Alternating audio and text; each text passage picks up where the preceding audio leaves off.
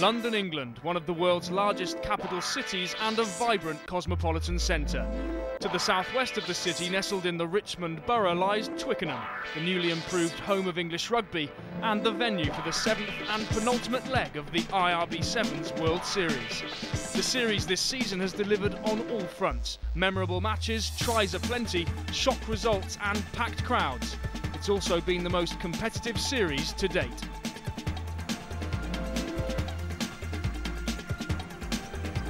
South Africa stole the show in the very first event back in December in a monsoon-drenched Dubai.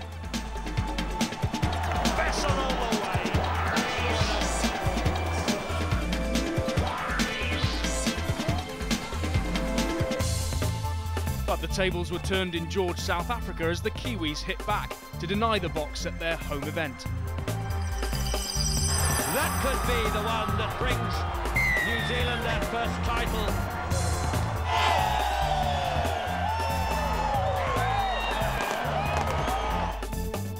Samoa then surprised everyone in Wellington with a heroic effort against Fiji to take a first ever cup title.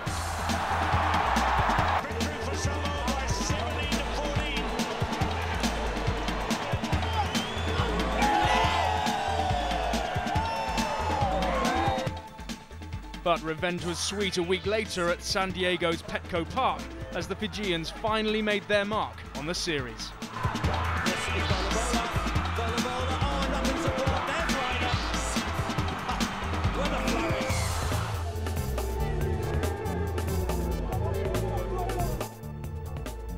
Hong Kong provided a third successive final between the bitter island rivals, Afeleki Pelenise inspiring Samoa to another swashbuckling win.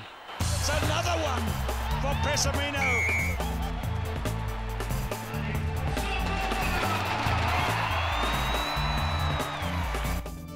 Before Serevi's men again hit back in Australia at the historic Adelaide Oval.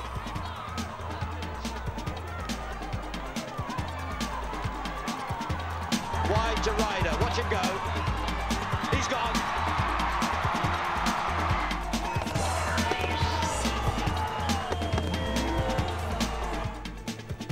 Heading into the season's European climax, that win down under has cemented Fiji's position at the top of the standings. Samoa and New Zealand still capable of hauling them back if things go their way, and the Boks of South Africa also out to end their campaign on a high. One team not causing a media frenzy in London are the Lelos of Georgia. More accustomed to the cosier venues on the European circuit than a hulking Twickenham, they took time out on the hallowed turf in the run-up to their first IRB Sevens World Series tournament this year.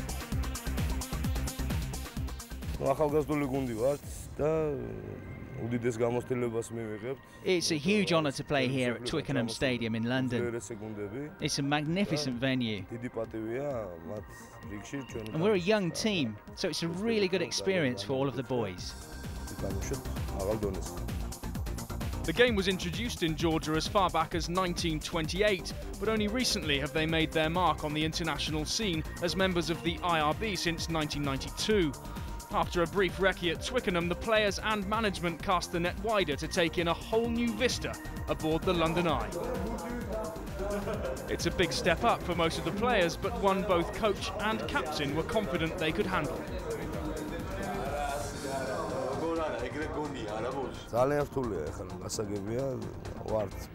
It's difficult. There are many strong teams competing here.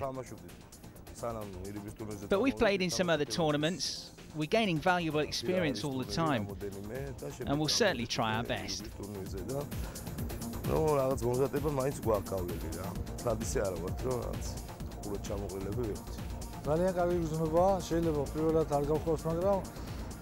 It's the best feeling to captain the team at Twickenham.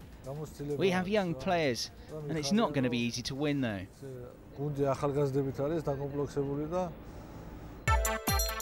And the Lions of Georgia would indeed face a tough task in Pool C against title-chasing Samoa.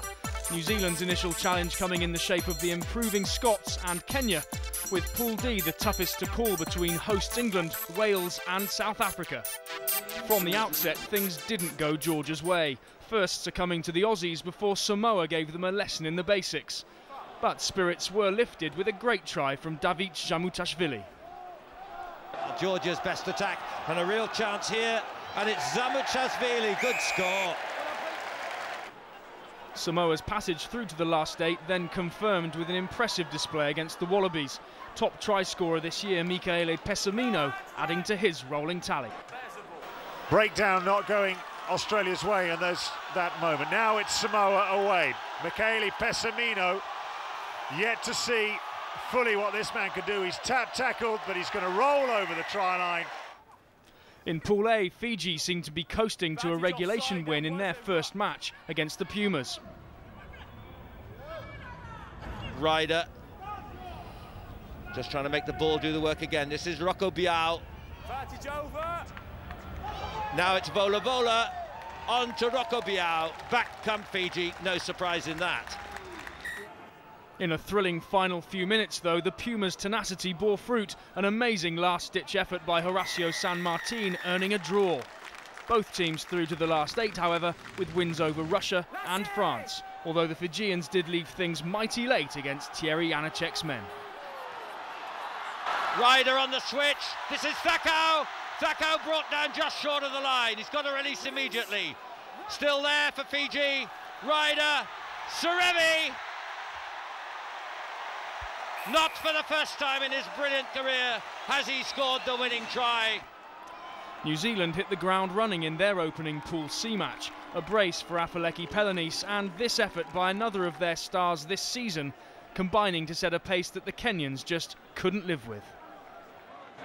Stephen Yates. Oh, this is lovely from New Zealand, and this will be the try that wraps things up. Great play, Nigel Hunt bursting through the middle for his first try of the tournament. That leaving Scotland and Kenya to fight it out for the second qualifying spot from the group.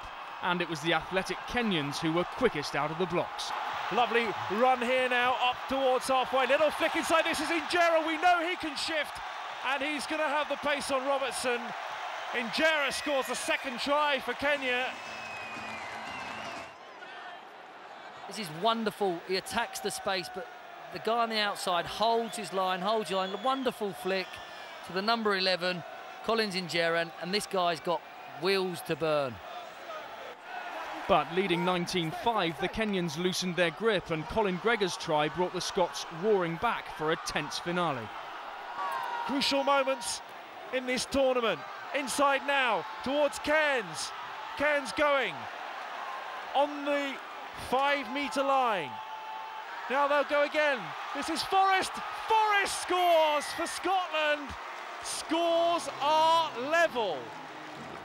Another drawn game, but Kenya's subsequent shock loss to the Italians meant that it was the Scots who progressed to a 4th Cup quarter-final this year. Izoa Damu Damu, not a name you might normally associate with English rugby.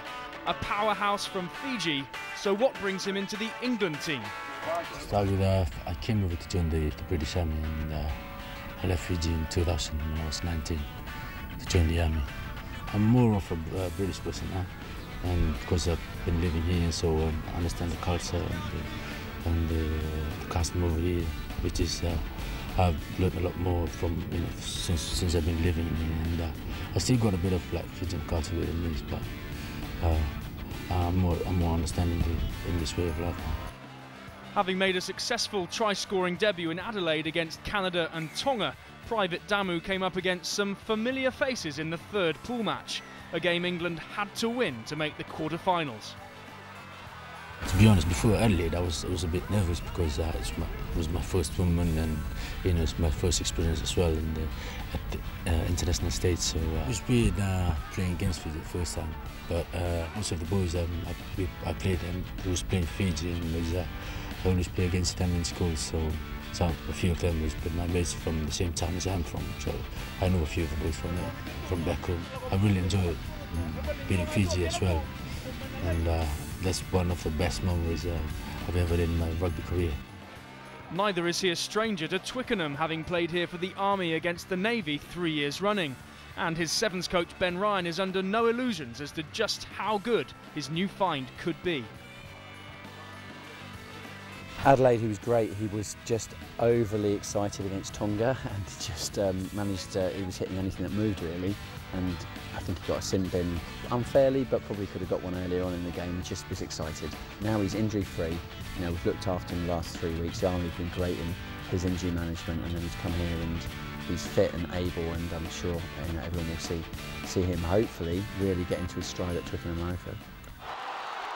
Having helped see off Portugal early on, Damu next faced a Welsh side out to cause a stir against the home favourites.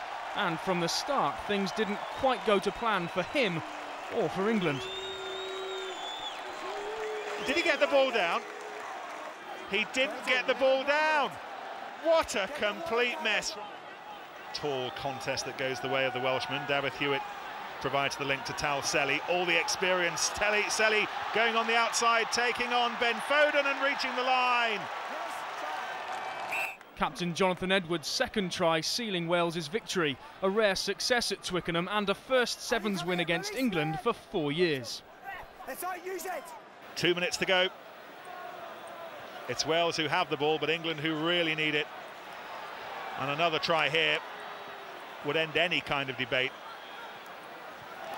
Oh, that's terrific play.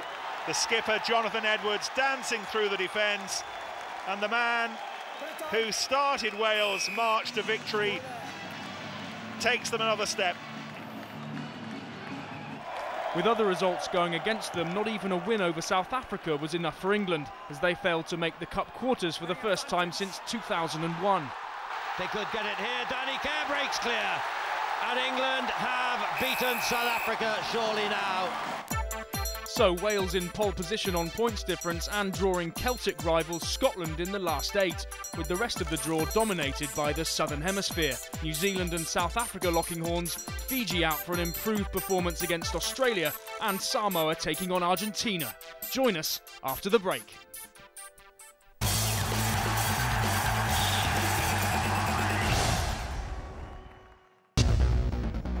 Welcome back to Twickenham, and after a thriller-minute first day, the crowds defied the weather on day 2 as we headed into the crucial knockout stages.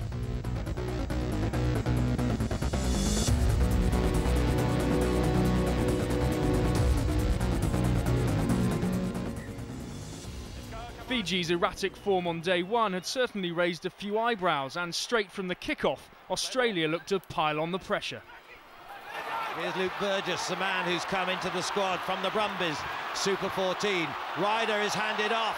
It's a great run by Burgess. He goes the whole way. What a perfect start. The man who scored 2 tries yesterday in the opener. And this Brumbie from the Super 14 has set Australia on their way. If you're looking for an indicator, attitude alone should be enough in this one.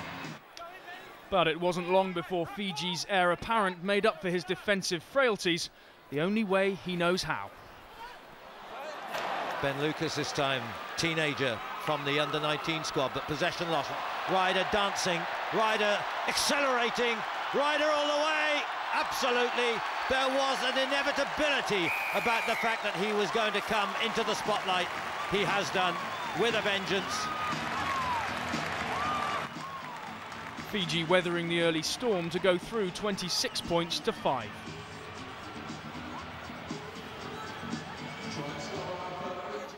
Scotland had all the possession and imparted all the pressure in the early stages of a scrappy match against Wales, but it was the Welsh who got themselves on the scoresheet first.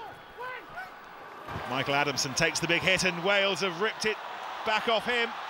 And Wales, having spent so much time in defence, race away to score the first try. And the Welsh went on to close out the game, Vorton adding his second to make things safe. The prize of a cup semi-final this afternoon against Fiji waits one of these 2 Celtic nations. At the moment, it's the Reds who are heading through.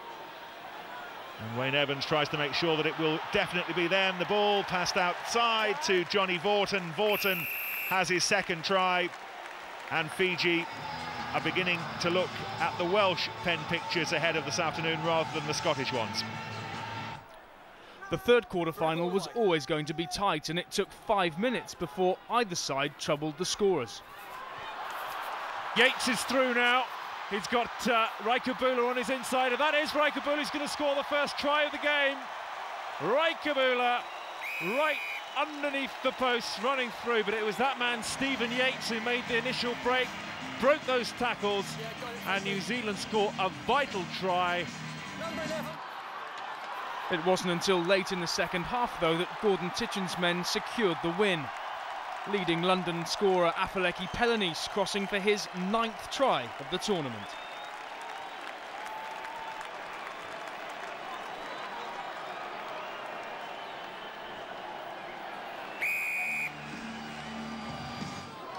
And from one try machine to another, Michele Pessamino opened up the scoring for Samoa against the Pumas, his 39th this season. Still ducking, diving, breaks the tackle, keeps on his feet, floats it to Pessamino within a minute. And he didn't take long to add numbers 40 and 41. Samoa home and dry by half-time. Pessamino gathers, drives, takes a good angle, and that's pretty much curtains, and we haven't got to half-time. That win earning Samoa a semi-final against staunch rivals New Zealand, while leaders Fiji would face the surprise package of the tournament, Wales.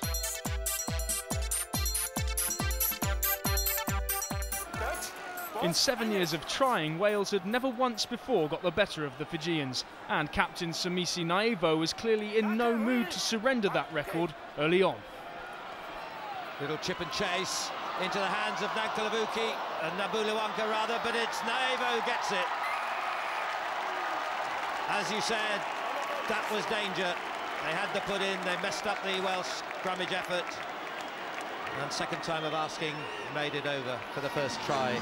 They've got to put the line speed here on Indy. They've got to put this, they're going to try and go to Ryder again. Vithangi, Naevo, now Nankalavuki, Naevo again, he seems to find the place to be, and he just hurls himself to the line and makes it try number 2, his 2 in a row. What a key figure this man's become.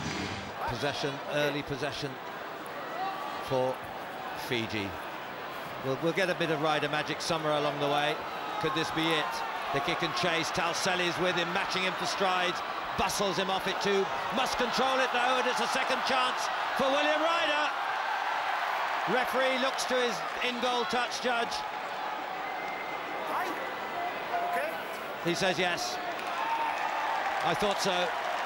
So Ryder pulls another one out of the hat, and here they come again. They want to get into a comfort zone. Serevi! Oh, it's Ryder, sorry. William Ryder just pops up, thanks those above, and pretty well settles the outcome. The only two teams capable of challenging the Fijians in the series took the field for the second semi at a now rain-drenched Twickenham, and it was the men in black who adapted better to the conditions. With Cocker behind him, Lawrence,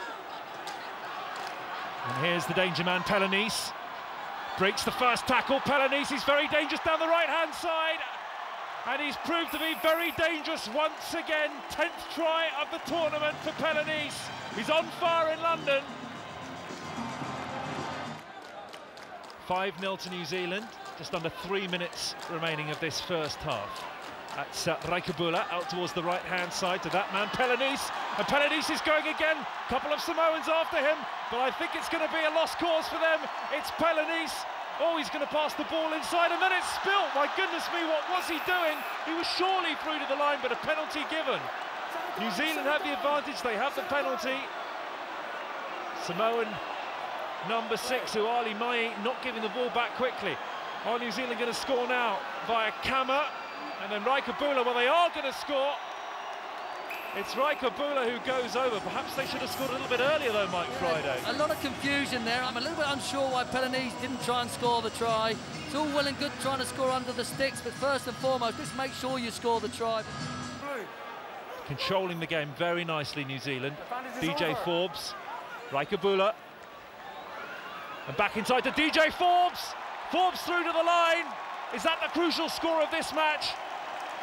A third try for New Zealand. DJ Forbes goes down underneath the posts. And will that now be a bridge too far for the Samoans? 4.5 minutes left. New Zealand lead by 17 points to 0. A bridge too far indeed, as Forbes and his team advance to their third final of the season and a 7th meeting with Fiji in as many events. In the other finals, Kenya avenged their earlier defeat against the Italians to take the shield, Sydney Ashioya touching down for one of their 3 tries in a 15-0 win. Izoa Damu's effort inspired England to a hard-fought win over plucky Portugal in the bowl, the hosts giving the crowd one final reason to cheer. And in the plate final, South Africa held on in the face of a late Australian surge to win 14-5, duathlon with both tries. So for the 7th time this season, New Zealand faced Fiji in the knockout phases of the Cup competition, this time in the final. Could the Fijians win to all but rubber stamp a series defence, or would the Kiwis make things interesting going into the final event of the series? New Zealand ball, short side, away goes Stephen Yates. Thummer. And away too! Again, big hit after big hit in these difficult conditions. Remember, pouring rain. Rai Kambula via Zar Lawrence, DJ Forbes, and once again Pelenise, top try scorer with 10 here. He's got away. This is going to be his 11th. This is the one to open the scoring in the final. Afeleki Pelenise.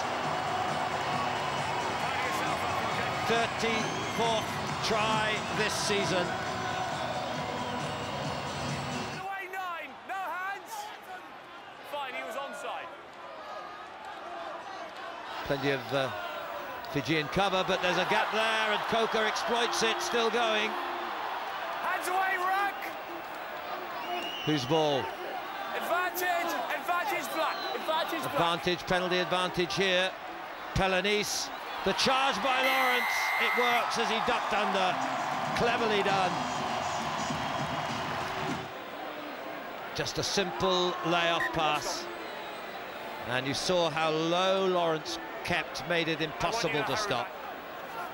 Still with Ryder, looking to dance his way through the defence. Almost got away altogether. That's Nankalavuki. Back to Ryder.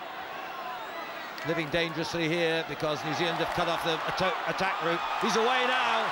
Go, says Nankalavuki, and go he does. Being chased all the way by Farmer, he'll have to turn on the gas. He does. And under the post for Fiji's first comeback try. The guy's a magician. Serevi's men up against it at half-time then, trailing 12-7. And things started badly for them in the second half as they conceded a penalty underneath their own posts. Lawrence to Coker. Tried to get the slip pass away, he does.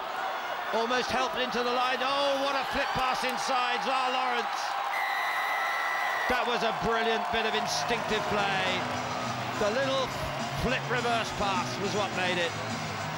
There's Zar Lawrence. Well, he didn't score many early, but he's got 2 in the final now and stretches New Zealand's lead again. A further interception try by Super 14 star Roy Kinilau, further extending the lead before a final flourish put the result beyond doubt. Just start as soon as he kicked.